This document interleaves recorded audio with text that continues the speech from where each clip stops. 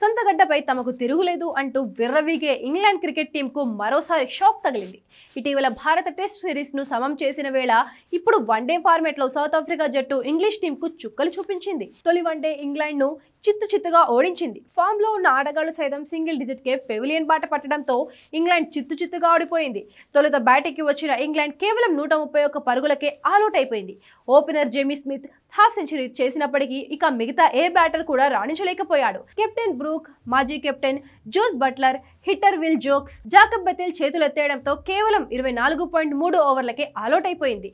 కేశవ్ మహారాజ్ 4 వికెట్లు పడగొట్టగా ముల్దర్ 3 వికెట్లు పడగొట్టాడు. Easy target తో బరిలోకి దిగిన సౌత్ ఆఫ్రికా జట్టు దూకుడుగానే ఆడుతూ ఇంగ్లాండ్ బౌలర్లను చెడుగులాడుకుంది. జోఫ్రా ఆర్చర్ మినహా మిగతా ఏ బౌలర్ కూడా రాణించలేదు. ఒకానొక దశలో వికెట్ పడకుండానే మ్యాచ్ ముగించేస్తారని అందరూ అనుకున్నప్పటికీ సెంచరీకి చేరువలో ఉన్నప్పుడు ఎయిడెన్ మార్కరమ్ అవుట్ అయ్యాడు. ఆ తర్వాత కెప్టెన్ బౌమా, ట్రిస్టన్ స్టబ్స్ వెంటనే అవుట్ అయ్యారు. అప్పటికే మ్యాచ్ సఫారీల చేతుల్లో ఉండేటప్పటికీ 20.5 ఓవర్లలో 137 పరుగులు చేసి 7 వికెట్ల తేడాతో విజయం సాధించింది.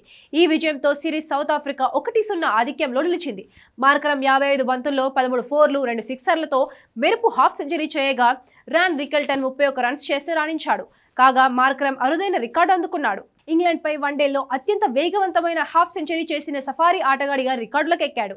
ఈ మ్యాచ్లో మార్కరమ్ కేవలం 23 బంతుల్లోనే అర్ధశతకాన్ని నమోదు చేశాడు.